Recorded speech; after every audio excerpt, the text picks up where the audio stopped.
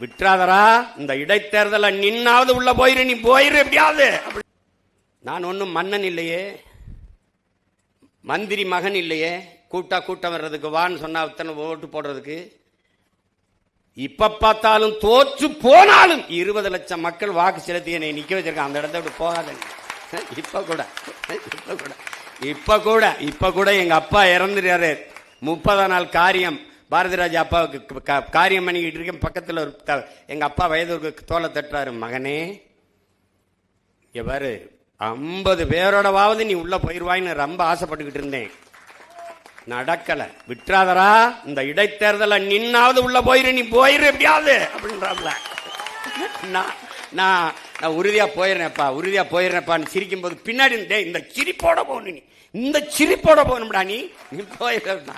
அரசியல் நம் இதய துடிப்பு போல இருக்கணும். ஒவ்வொரு பிள்ளைக்கும் இருக்கணும்.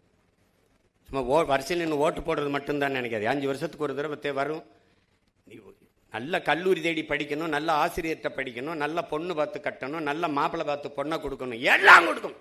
நாட்டை ஆளுகிற தலைவனுக்கு வேணும். அவர் குடிப்பாரா, அவர் நல்லவரா, அதெல்லாம் இல்லை. பொண்ணை கொடுக்கறதுக்கு அவ்வளவு யோசிக்கிற, மண்ணை கொடுக்கறதுக்கு யோசிக்கிறது இல்லை, டாக்குன்னு கொடுத்துருக்க. அதனால எவ்வளவு பிரச்சனைகள் வரும் நீ பாரு. இன்னொரு 4 வருஷம் கழிச்சு என்னை தேடி வருவே அவர், ஒவ்வொருத்தரா கூப்பிடுவா அவர், ஏப்பா அதனால கொண்டு வா பாப்பிடு. உனக்கு குடிக்க தண்ணி வச்சிருக்கிய, போத்தல்ல குடிக்கிற, இது யாரோடது? இது குடிக்கிற தரத்தில் இருக்குன்னு மருத்துவ சான்றிதழ் தந்தவன். சரி, நான் குடிச்சிட்டேன். இங்கே சுற்றி இருக்கிற காக்க, குருவி, கொக்கு, மைனாலாம் என்ன பண்ணும்? ஏதாவது யோசிச்சிருக்கியா? இதே பெருந்துறையில் 26-28 கிலோமீட்டருக்கு நிலத்தடி நீரை எடுத்து குடிக்காதே, யுரேனியம் கலந்துருச்சு, குடிக்கிற திறனில் இல்லை, தண்ணி நஞ்சாயிருச்சுங்கிறான். இந்த சிப்காட வளர்ச்சின்னு சொன்னவன் அவன் மட்டும் சிக்கனான்னு வச்சுக்கோங்க, அதுக்குள்ளே வச்சு கொளுத்தி விட்டுருவேன். இப்ப என்னடா டே, நான் ஒரே ஒரு கேள்வியை உங்ககிட்ட சொல்றேன், உங்ககிட்ட கேட்கிறேன், உங்க அண்ணன் கேட்கிறேன். தொழிற்சாலை வளர்ச்சி என்று சொன்னீர்கள், சிப்காடு வளர்ச்சி, அது வளர்ச்சி, இது வளர்ச்சி என்றீர்கள். சரி, எல்லாம் வளர்ச்சி என்றால், இந்த சிப்காடு வளர்ச்சி என்றால் அப்புறம் எதுக்கு எங்க ஆத்தாவுக்கு 2500 கொடுக்குற? வேலை வாய்ப்பு வரும், எல்லோருக்கும் வேலை வாய்ப்பு வரும் என்றால் வேலை இல்லாத இளைஞனுக்கு எதற்காக 4000 கொடுக்கிற?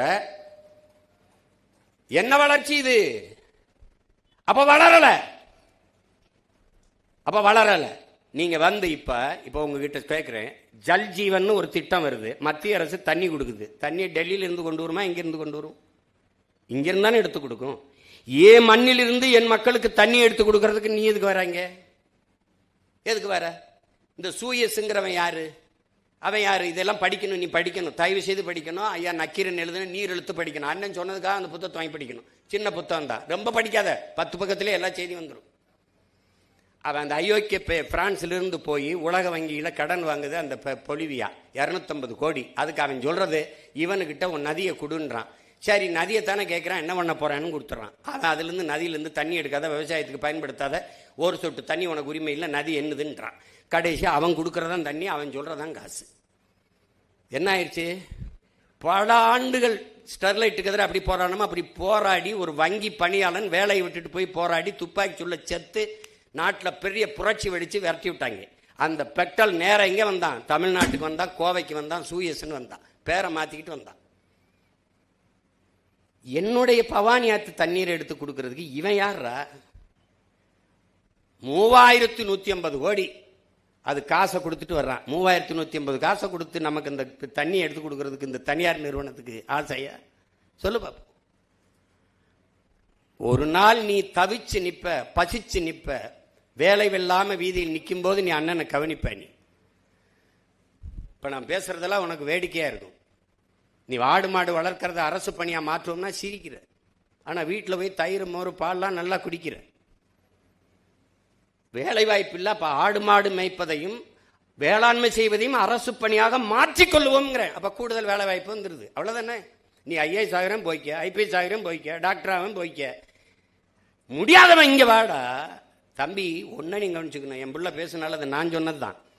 உன் செல்போன்ல எத்தனை ஜி வரலாம், ஆனா கஞ்சி விவசாயி நான் தான் ஊத்தணும். நீ சாப்ட்வேர் இன்ஜினியர், சாப்ட்வேர்ல வேலை செய்யலாம், சாப்பிட்டு போய் தான் வேலை செய்யணும். சாப்ட்வேர் இண்டஸ்ட்ரியின் பிதாமகனா இருக்கிற பில்கேட்ஸ் 2,76,000 ஏக்கர்ல விவசாயம் பண்றான். இன்னைக்கு அமேசான் பிரேம் வீடியோ இருக்குல்ல, அதனுடைய உரிமையாளன் பல லட்சக்கணக்கான ஏக்கரில் விவசாயம் செய்யறான். ஏன்? நிலையான பொருளாதாரம், எல்லோருக்கும் வேலை வாய்ப்பு அங்கதான் இருக்குன்னு நினைக்கிறான். பாலின் சந்தை மதிப்பு தமிழ்நாட்டின் 3 லட்சம் கோடி, சாராய சந்தை 50,000 கோடி. அன்னைக்கு நம்ம இவ்வளவு நலத்திட்டத்தை நிறைவேற்றிய தாத்தன் ஒரு சொட்டு மதுவை நாட்டில் வச்சிருந்தானா சொல்லு? இவன் கள்ளுக்கடை கூட திறக்கல, ஒத்துக்கல்ல. இந்த படத்தை வேணா போட்டு பாரு, ஒரு காட்சி இருக்கு. அந்த அம்மா வந்து ஐயான்னு பிள்ளையோட அழும். இந்த அம்மா யாரு, என்ன ஏன் எழுதுறமா சொல்லு? ஐயா, என் புருஷனை போலீஸ் பிடிச்சி சும்மா ஏமா பிடிச்சிட்டு போச்சு. அம்மா சாராயங்க சின்னாரு. யாரு இந்த பிள்ளை இந்த அம்மா உள்ள விட்டுதாரு, போமா போமா போமா அப்படின்னு. ஐயா தெரியாம காய்ச்சிட்டாரு, போமாங்கிட்டு. ஒரு கொலகாரப்பைய கூட ஒரு தாலியத்தான் இருப்பான். உன் புருஷன் செஞ்ச வேலைக்கு ஊர் தாலியாமெல்லாம் அறுத்து போடுவாங்க, போமாங்கிட்டு அப்படின்றப்ப. இவன் ஏன்டா அந்த டாஸ்மார்க்க மூடலைன்னா கள்ளச்சாராயம் வந்துரும்ன்றான். எவ்வளவு பெரிய ஐயோக்கியத்தனம். அப்புறம் அதுக்கு போலீஸ், அதுக்கப்புறம் நிர்வாகம், இது வந்துடும் அது போயிரும் சொன்னா எப்படி இருக்கு? இப்படியா பேசுறது? 5 வயசு பிள்ளைய கற்பழிச்சிடறான், 60 வயசு அம்மாவையும் கற்பழிச்சிடறான். அப்ப விபச்சார விடுதியை திறந்து விட்டுரும் சொன்னா எப்படி இருக்கும்? செருப்புகள் அடிக்க மாட்டேன். அப்ப நீ கள்ளச்சாராயம் வந்துரும்ங்கிறதுக்காக திறந்து விடுறேன்னா கட்டுப்படுத்துறா.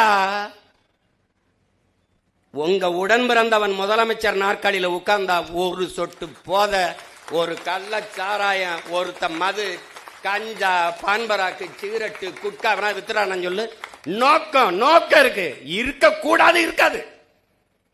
லஞ்சம் கொடுக்காதேன்னு சொல்ற மகன் இல்ல நான்.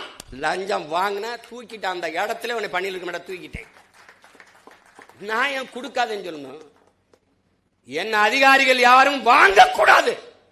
வாங்கினா சஸ்பென்ஸ் கிடையாது, ஸ்பாட் டிஸ்மிஸ் தான். பணியிலே இருக்க மாட்டா, தூக்கிடுவேன், அவ்வளவுதான். உன் சர்டிபிகேட் டிஸ்குவால் வேலிட் ஆயிரும். உன் சர்டிபிகேட்டை மதிப்பிழக்க செஞ்சு விட்டுருவேன். ஒழுங்கா இருக்கணும். இதெல்லாம் தன்னலமற்ற அன்பான சர்வாதிகாரியால தான் ஆள முடியும். அப்படி ஒரு தலைமை இருந்தானா அவன் தான் என் தாத்தன் காமராஜ். ஆலியாறு டேமை கட்டணும், தண்ணி எடுத்துட்டு வரணும். கேரளாவில் தண்ணி கிடக்கு, 3 கிலோமீட்டர் மலையை குடைஞ்சு இங்கே கொண்டு வந்தா தான் வரும். அப்போ இந்த கனாலை வெட்டணும், மலைக்குள்ள குடையணும். அப்போ இன்னைக்கு இருக்கிற நுட்பம் இல்லை. அப்போ என்ன செய்யறது? மனித ஆற்றல் தான். அதை வச்சுக்கிட்டு இன்னைக்கு மாதிரி ரொம்ப வச்சு இதை வச்சு டக்கு டக்குன்னு இல்லை, நாட்டு வெடி கொண்டு கடப்பாறை கோடாரி வச்சுட்டு குத்தி போகணும். அப்போ உள்ள ஆளுங்க அனுப்புறாரு, தெரியும் அவருக்கு. வெளியில வந்தா பணம், இல்லைன்னா பணம். ஆனால் தெரியும் வழி இல்லை. அனுப்பி இன்னைக்கு திறந்து பல லட்சக்கணக்கான ஏக்கர் ஆழியார் அந்த அணை பாசனத்தில் வாழுதுன்னா அவன் செஞ்சதுதான். அது தன்னலமற்ற சர்வாதிகாரம். வைகை அணையை கட்டணும், 20 கிராமத்தை வெளியேற்றணும், கத்துவான் மக்கள். ஆனா இன்னைக்கு பல லட்சக்கணக்கான ஏக்கர், பல 100 கிராமங்கள் வாழுது என்றால் அவன் செஞ்ச தன்னலமற்ற அன்பான சர்வாதிகார ஆட்சியால தான். அப்படி ஒருத்தனால தான் செதுக்க முடியும், இல்லைன்னா ஒன்றும் பண்ண முடியாது. நீங்க அவன் ஓட்டு போடாமல் போயிடுவான். போட்டா போட்டும், போடலைன்னா போட்டும் இருந்தால் தான் அவன் சரியா வரும். நீ சமரசம் செஞ்சினா ஒன்றும் செய்ய முடியாது. அந்த நேர்மை அவர்கிட்ட இருந்தது, சாதிச்சாரு. செய்யணும்னு நினைச்சாரு, செஞ்சாவ்ல. அப்ப எத்தனை சாதனைகளை செஞ்சாருன்னு நினைக்கிறேன் நீ? அவர் அதெல்லாம் என் பிள்ளைகள் கற்றுக்கொள்ளணும். ஆகச்சிறந்த கல்வி அரசியல் தான் என்பதை புரிந்து கொள்ளணும். இவங்க பாடம் நடத்துவாங்க, ஆசிரியர். இது இப்போ தன்னாட்சி அதிகாரம் பெற்ற கல்லூரின்னு இதெல்லாம் தீர்மானிச்சது யாரு? ஐஏஎஸ் எங்கே வேலை பார்க்கணும், இந்த மருத்துவக் கல்லூரிக்கு டீன் யாரு, இதுக்கு யார் ஐபிஎஸ், இதையெல்லாம் தூக்கி போடுறவன், அங்கே போடுறவன், இங்கே போடுறவன் யாரு? நாட்டை ஆளுகிற தலைவன். அந்த தலைவன் சரியில்லைன்னா இது எல்லாமே சரியில்லாமல் போயிடும். அப்போ நீ அந்த தலைவனை தேர்வு செய்கிற பணியில் நீ சரியாக இருந்துடணும். அதுதான் முக்கியம். 6 மாசத்தை கட்டி கிழிக்கிற சுடிதாரு, பேண்ட், சட்டை, சேலையை போய் புரட்டி எடுக்கிற 5 வருஷம் உன் எதிர்காலத்தை தீர்மானிக்கிற தலைவனை ஒன்றுமே தெரியாமல் போட்டு வந்துடுற, ஓட்ட போட்டு வந்துடுற. என்ன இது? இதெல்லாம் அறிவு இருக்கிற மக்கள் செய்கிற செய்யலை, கற்றவர்கள் செய்கிற செய்யலை. போய்ப்பாரு, கேரளாவில் காரி துப்புறான். ஆந்திரா கேரளாவில் நம்மளை காரி துப்புறான் ஒருத்தன். இது நான் கூட என்னுடைய தன்மை நிலைப்படத்தில் வச்சிருக்கேன், அதை சிரிக்கிறேன். அதனால என் அன்பு பிள்ளைகளுக்கு சொல்லுவேன், ஒரு பெருமைமிக்க விழா இது, ஒரு அரிய வாய்ப்பு உங்களுக்கு. இனிமேலா இந்த நொடியில் இருந்தாவது காமராஜ் யாருன்னு தேடி படிங்க. சின்ன சின்ன புத்தகங்கள் இருக்கு. இங்க கூட நம்ம கல்லூரி நிர்வாகத்திலிருந்து கூட அந்த புத்தகங்களை கல்லூரி நூலகத்தில் வைக்கலாம்.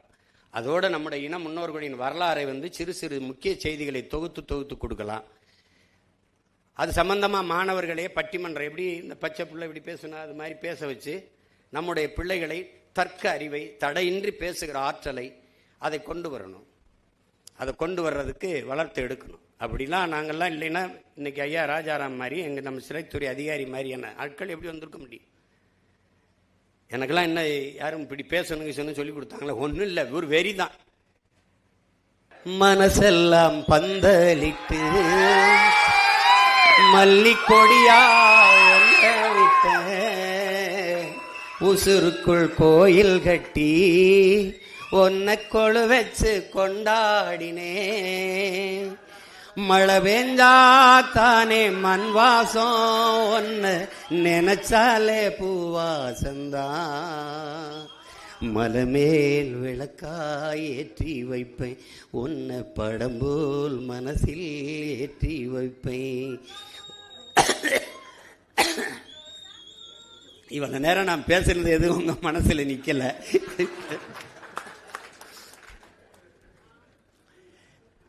நல்லா படிங்க, நல்லா பாடுங்க, நல்லா